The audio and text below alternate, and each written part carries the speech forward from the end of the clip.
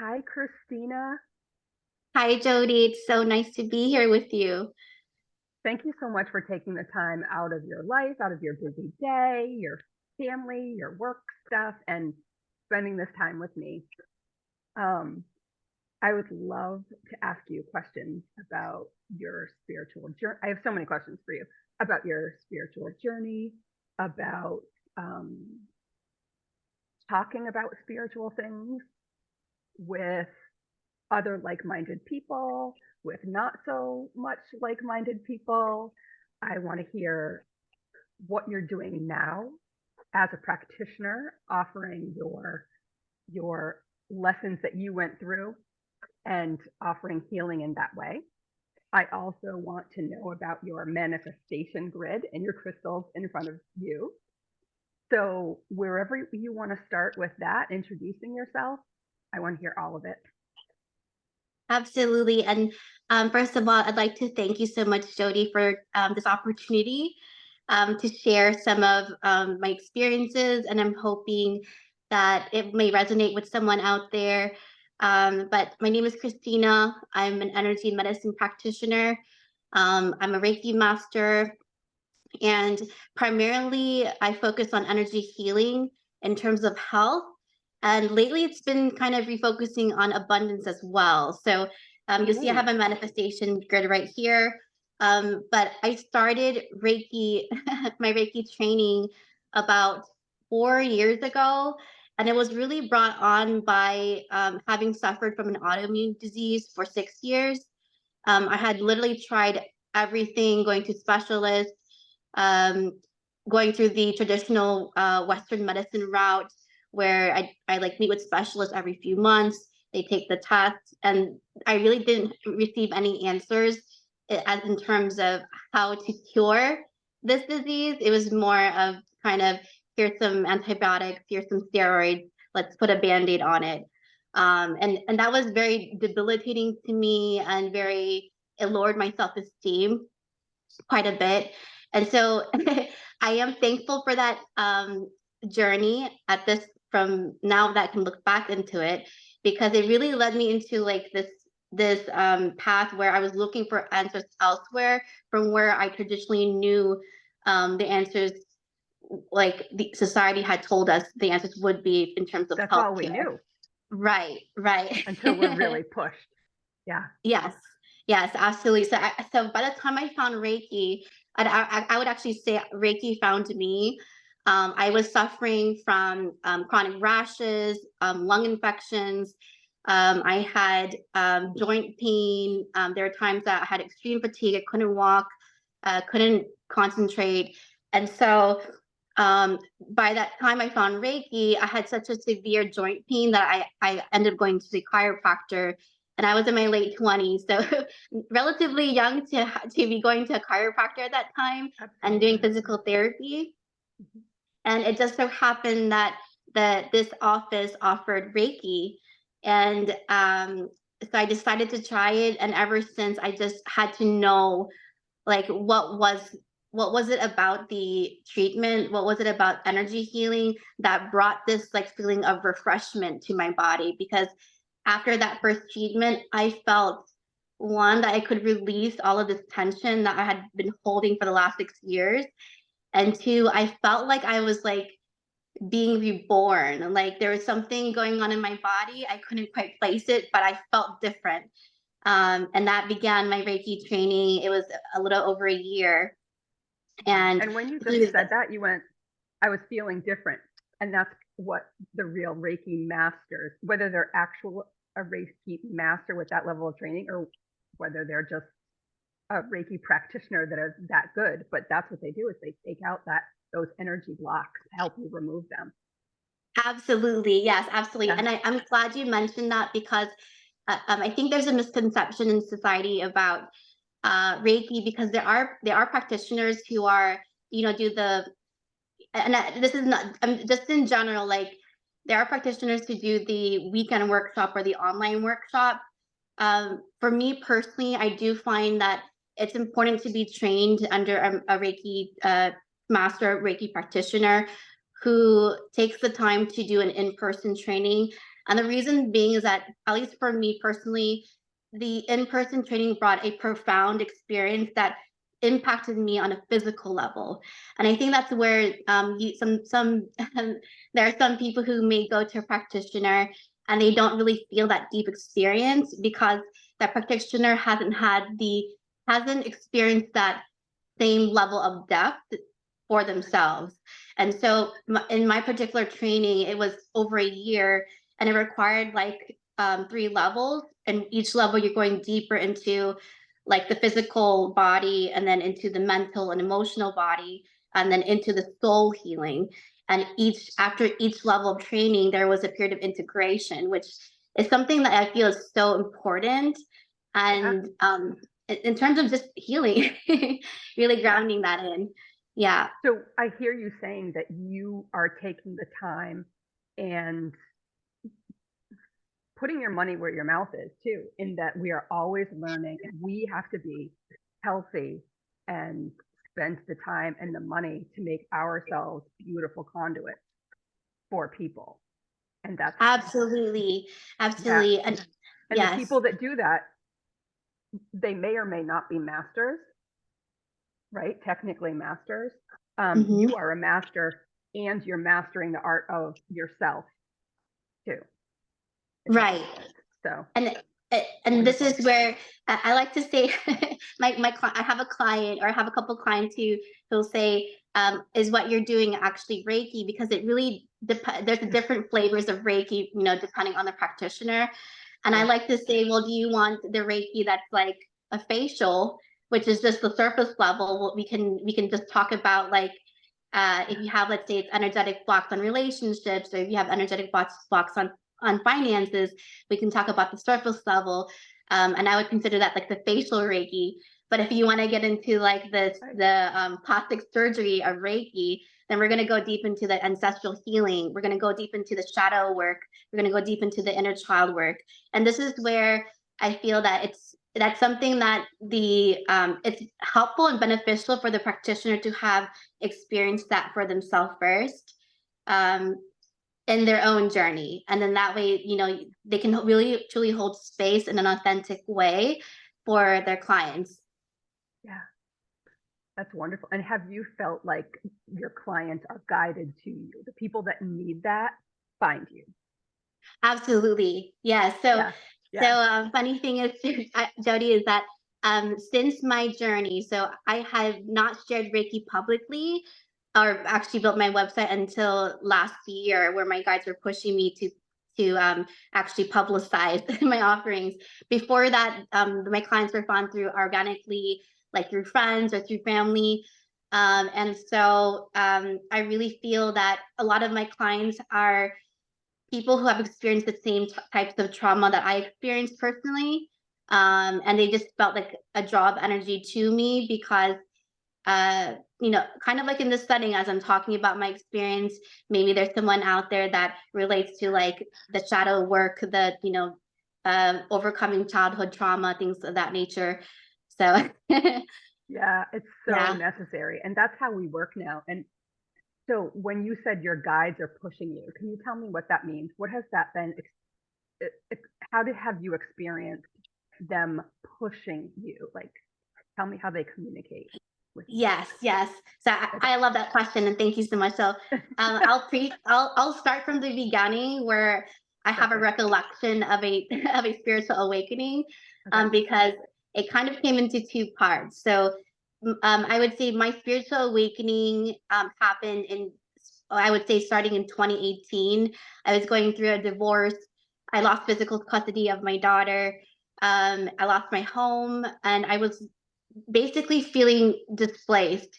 So in that time, I had this intuition that I believed in a God, but I didn't really understand what that meant, that there was a God or there was a universe that could kind of shift things in our lives, shift circumstances to get us to the right path.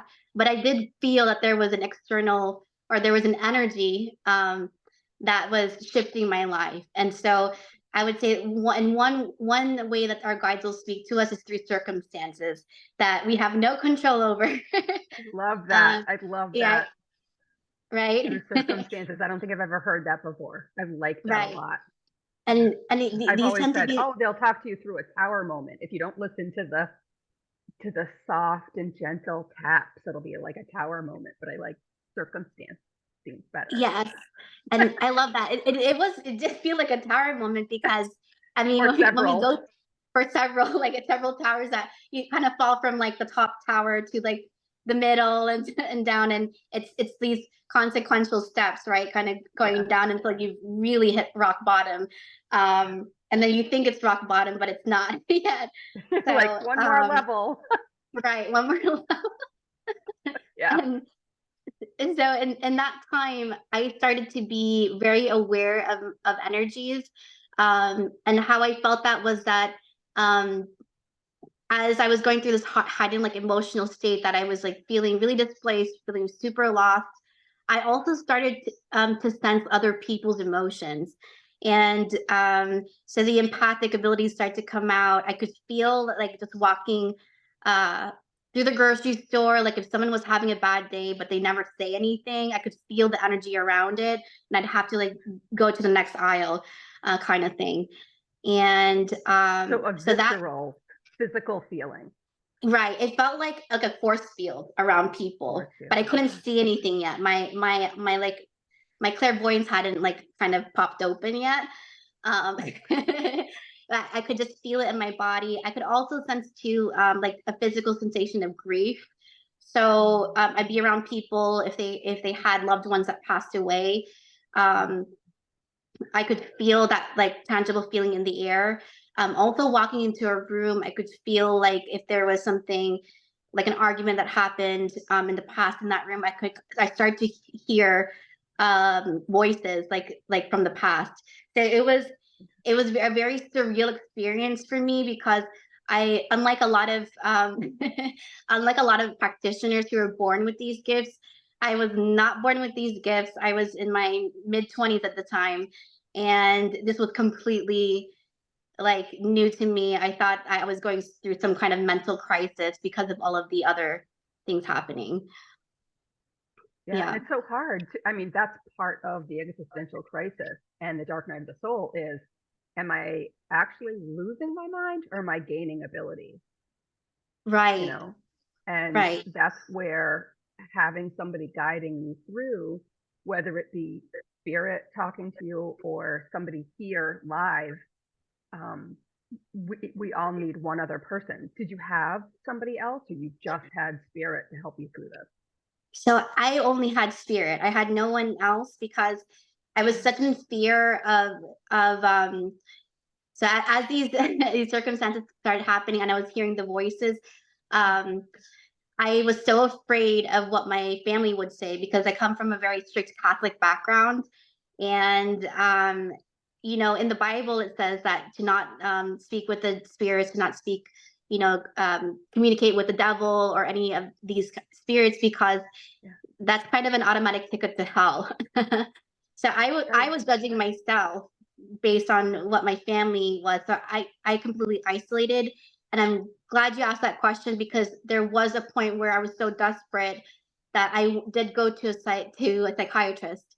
And thank goodness, and this is where I believe the universe and God was guiding the circumstance because thank goodness the psychiatrist, he had like a Chinese medicine background, and I was explaining to him how I don't feel like I'm crazy because I'm still interacting with the world. I know what the difference is between like a voice that's right in front of me, I'm speaking with you, versus like a spiritual voice like in my ear. And he told me straight away. He said, you're not crazy." He said, I believe you're going through some kind of awakening, and I had never heard of the word Wow. awakening. I this man was, I would have to say maybe an angel placed in my life, but he said, I will give you some anxiety medication, but I think you need to explore this deeper with someone who has more experience in the like the spiritual aspect or the energy. I think he believe he used the term energy aspect. So that was my first taste of like, this was Wow. a psychiatrist saying this. So, Yeah. Yeah. I Someone legitimate right, right, in the and 3D world. They have, yeah, right, wonderful. The same thing happened to me. Well, similar thing happened to me when yes, my family actually called my doctor and said, Jody is having this manic episode. And I'm like, I have been pretty extreme and pretty lively, but I don't think that I've been manic or bipolar or whatever. If I was, and if there was a pill that I could take, trust me, I would have taken it. I'd say yeah, that over and over. I'm like, if it were that easy, yeah. So this family member called my doctor. And so my doctor called me up right away. So we were talking, and I'm like, I'm trying to explain myself. I'm trying to like make this make sense, and looking for feedback. And she goes, "This is not. You're fine. This is nothing at all. It's just unusual for people." And she, like your doctor, saved me. To this day, my family wow, says, "Oh, that doctor was wrong. You didn't tell her the right thing." oh my But, God, so it thank wasn't a goodness. perfect explanation for them, but for me, it just set me on a trajectory to, same as you, explore these paths. Don't try to dim it or explain it away or rationalize it. Like, really use it in a way that's helpful. Oh, it's beautiful. Anyway, Oh, go ahead. I want to hear more. absolutely. No, no, absolutely. Yeah. And what a how wonderful it was that we found ourselves with these like these doctors that had more of like an open mind and like more open to like other possibilities than just like automatically diagnosing with a mental condition. Yeah. And I'll preface this because when I was a teen, I had tried to, and might be a trigger wording for some, when I was a teen, I had tried to commit suicide a few times, and I had been in the psychiatric ward. So, in the ward, I was exposed to people who did have schizophrenia, who did have, or these psychiatric conditions, and it really got me to thinking, like, kind of reflecting back now, how many of these conditions are truly psychiatric conditions, possibly something that's like an actual chemical imbalance versus like someone who's going through a spiritual awakening and they just need some help navigating their gifts that are opening up. Because at the beginning, when you don't have anyone to guide you and you're hearing voices, it's pretty easy, for a doctor trained in the like classical psychiatric or psychological field to say schizophrenia. And Yeah. I'm super thankful that that did not happen. But I do wonder, how many of those people are just need some help, and they just need some guidance on the spiritual aspect. It's actually a spiritual awakening. Right. So And how many of those people were gaslit? right. Medical gaslighting is, intentional or not, it's very common. You don't have Hmm. to intend to gaslight somebody. There is no differentiation between a medical practitioner who is telling you just what they know, right? But it can end up being gaslighting, telling you that what you're hearing is not real because they believe it's not, because that's what they've been told, Right. It's a versus projection. somebody that's, yeah, yeah, it's so harmful. And thankfully, we're out talking about this now, and we might get ridiculed. People might try to, badmouth us or whatever. But at this point in our journey, we're like, Yeah. do what you want. Yeah. I mean, we can't be anyone other than ourselves, right? And Yeah, we can it's like the yeah. more that we That ship hide has it, sailed for sure. right, right. And what a wonderful time to live now, where Yeah, I had a couple of mentors who experienced their awakening probably maybe in the 70s and the 80s, and this wasn't talked about so much. I mean, there right. wasn't all these resources on the internet, and there weren't all these books that were out in the open, talking about the spiritual awakening, talking about this the journey itself, and then providing resources. And so, um, Yeah, they were very fringe at that time. There was a community, but they were fringe, yeah, and not taken seriously. right, Now they are. right. Now they are. Now they are. So it's a wonderful time to be like out in the open. And yeah, it's just really great. So So so you moving started getting messages, right? They were guiding you to do and say and be your authentic self, right? So now what does your authentic self look like that you never would have thought what you would look like prior, before your awakening? right. So I will say that she's a constant evolution because I'm still manifesting my we can talk about manifestation, but I'm still manifesting my authentic self. Um when I was a kid, I wanted to be a doctor, like the regular, doctor in the hospital. And now I would say my authentic self, who's like evolving and coming out, is in this medicine woman, and I truly see myself um, having like a retreat center, opening a retreat center where people can come, and if they're looking for complementary healthcare to what they're currently having treatment for, and they want to explore energy medicine, then that is something that is my dream to one day open and be a practitioner for that center, as well as train others, because um, energy medicine is so powerful because everything is energy. And when we can tap into our energetic being and remove these blockages, it eventually culminates into like the condensed form of us, which is our mental bodies and then our physical body. So I think that's what people don't understand, is that we are missing in our educational system this whole other biology, this whole other anatomy, which is our energetic body, that Yeah. people don't even know that even exists. And this is where, like, a lot of people say that they feel so disconnected from having a relationship to God, source, the divine, however you want to call the spirit, because they're not in touch with their own spirit, with their own energy body.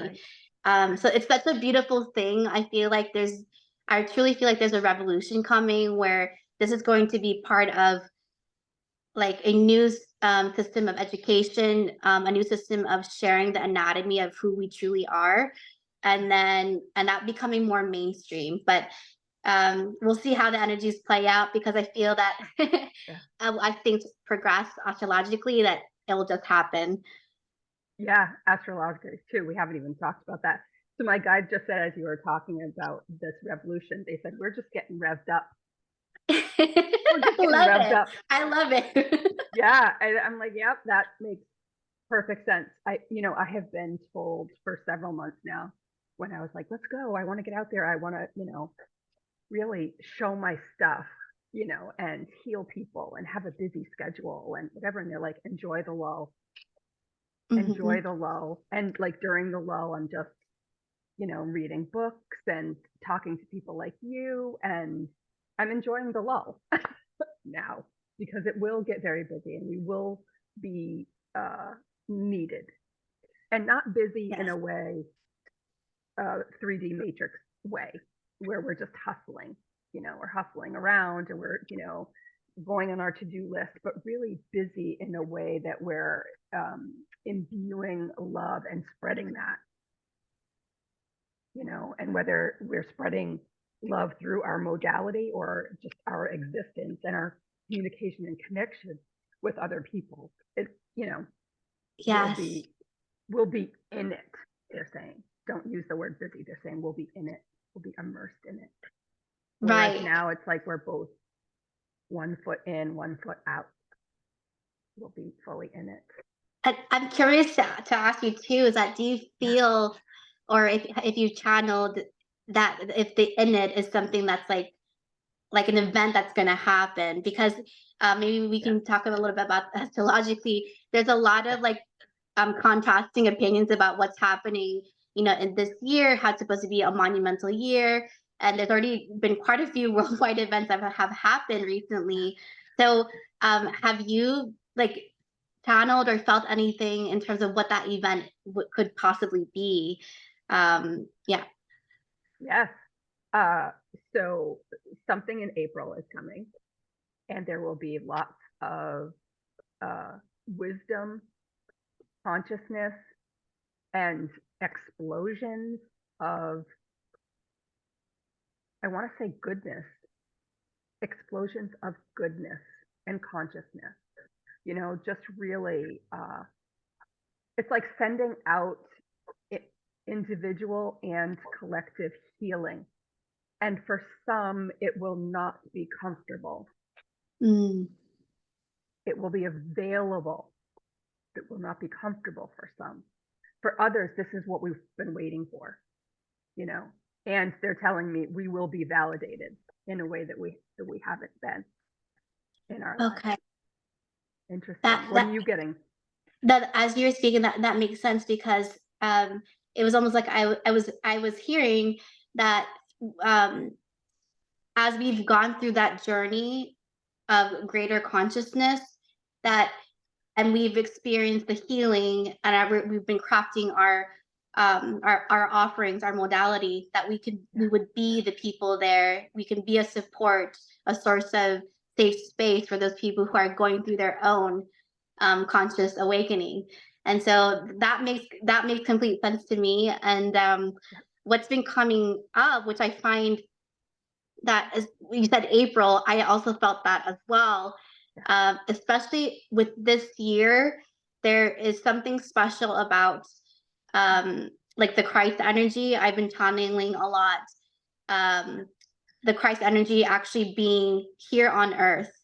So relating this to kind of the Christian the Christian theology, where there will be a second coming of Christ.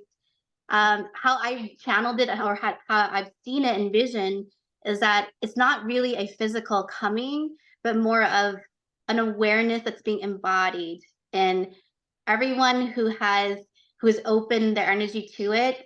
And that energy, as you said, it feels like love, it feels like acceptance, it feels like respect for all, and it feels like this removal of division between humanity has created between us.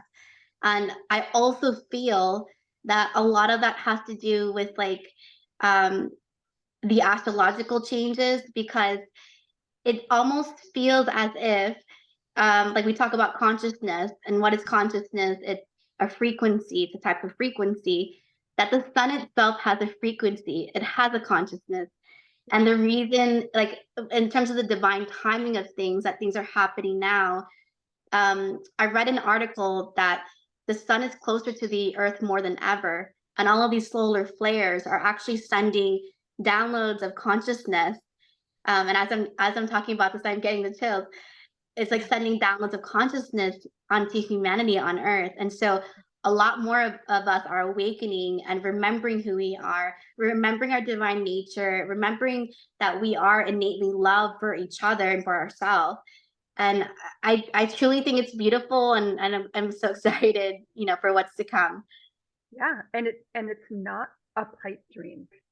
It's not a fantasy. So still sometimes I get in the loops in my head of things that people have said to me in the past, or oh, that's nothing, or she's just doing whatever.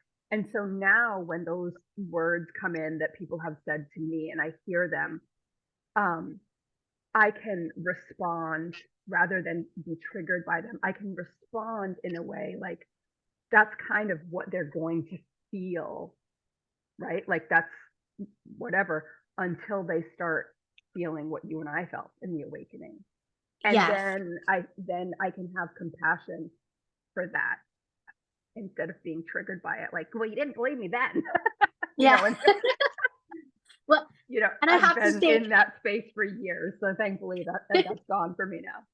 But yeah, it all just feels so beautiful and such a gift. And yeah, I'm like here for all of it. yeah, absolutely. And I have to say that is such a common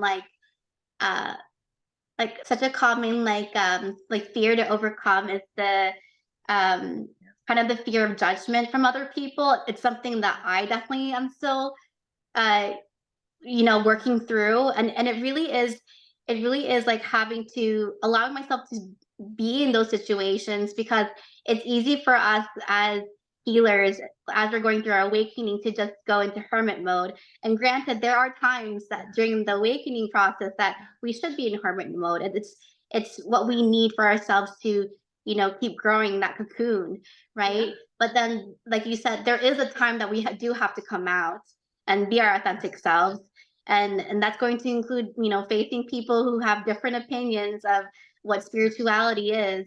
And yeah, it's just, it feels like a practice. And I read somewhere, I heard someone say that with that, it's like, it's really like building a muscle, that there's some things that you can meditate and it's going to help you. There's some things that, you know, there's so many modalities. You can meditate, you can journal, you can do affirmations, but there's some things you just have to experience the uncomfortability and just go for it. So you have to live through, it's a lived experience. I've heard that a lot in my sessions, my QHHT and the BQH sessions, that when I ask a question for a client, you know, as a surrogate person, they're like, I'm really sorry, we can't answer this because you need to live through it. You have to experience the waiting, number one. That comes up a lot for me too. You have to experience the waiting. You have to practice patience, and also this has to be lived through. This is an experience that must be lived through. So it's so interesting. So you are a BQH practitioner as well, and you've had several sessions on your own. How have those sessions helped you? And especially so, having more than one. Right. So those sessions, kind of like, well, actually quite like how Reiki found me. BQH also found me through one of the other students that I was training in Reiki with. She had a BQH session, and essentially what happened was she was talking about how she started to experience these dreams of connecting with like these galactic entities. And that was something that I had started to experience, but I didn't want to share it with anyone. I was scared of judgment. I didn't even know what to make of it. That's a whole new closet to come out of. Yeah. Right. So for her to share that during our Reiki training, I thought, wow, that's so brave. And she said, you know, what's really helped me to explore that is the BQH, which I had never heard of before. And so one thing led to another, and she connected me with her practitioner. And she's been the practitioner who I've gone to for my sessions for the last, I would say, like 2 years. And how it's helped me is that a lot of the times, like through the spiritual awakening, we're like looking for answers externally, but during the BQH process, as a practitioner is asking the questions I wrote down, and I'm feeling the spirit come into me and embody my voice, and I feel the energy of that spirit, whether that's an angel or whether it's the Christ consciousness or Mother Mary, or even my own higher self or my future self. The comfort that it brings to me, feeling the embodiment of that spirit speaking through me, that has brought me the highest level of validation that I could get through this like most uncertain journey. So that's what it's brought to me, and it's also brought to me comfort in what's to come next, without, like you said, like giving all of the answers away. I love, one of my favorite things to do in the BQA session is to channel my higher future self.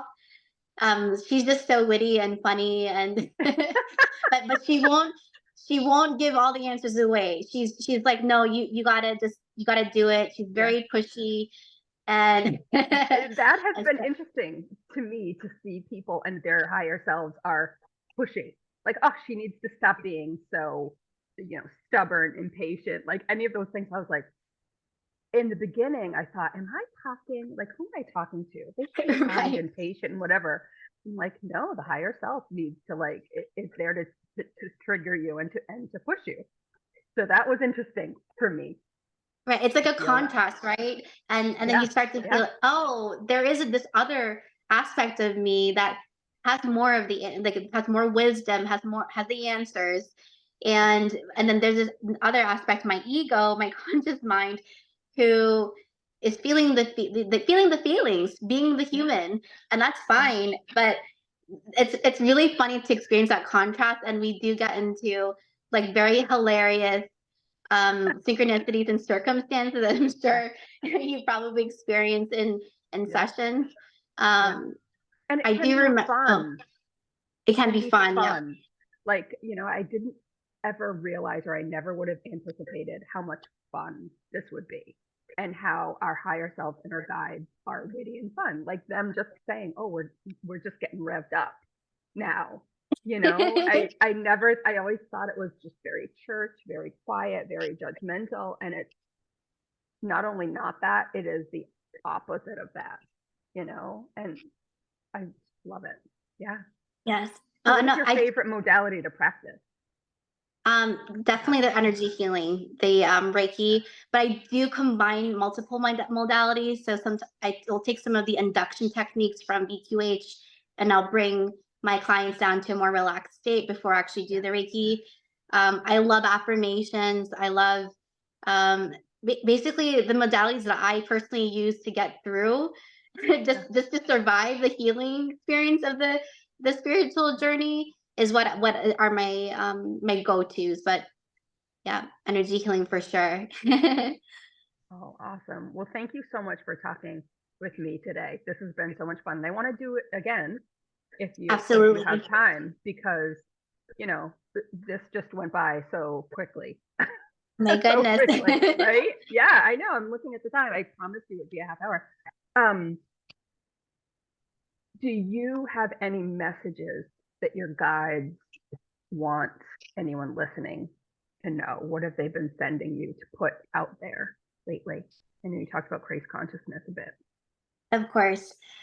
So what has been coming to me lately, and this is in particular for the healers out there, our colleagues, our brothers and sisters, our other practitioners, is that there is a new template of abundance coming. There's a new template of whole health coming. And what I mean by that is that there will be a download where we will experience a new template where healers will be, one, validated, and two, experience sacred reciprocity in terms of receiving financial abundance for their offerings, as well as in authenticity and in integrity, providing transformational services to their clients. I feel that the template where it's been, where the healer is going through their journey and they're still struggling to come into their own, that cycle is slowly turning and closing, and the new template is the healer coming into their own and becoming the new leaders of their field, offering new education, knowledge, wisdom. And that's going to be more of the norm in terms of how we integrate this divine energy into society. So I want to put that out there. I feel it. I felt it with some of my clients that they feel something good is coming, abundance is coming, with them just living in their authentic self. And it's truly quite beautiful. So Yeah, super what a exciting. beautiful message to end on. So thank you so much, Christina. I am going to put your information, your website, down below if people are interested in booking with you, which I don't know who wouldn't, because you're so beautiful. And thank you so much. Thank you so much, Jody. You've been so wonderful, and I'm so grateful for this session. It was amazing. It's fun. That's how our new earth is going to be. It's just like fun. Right.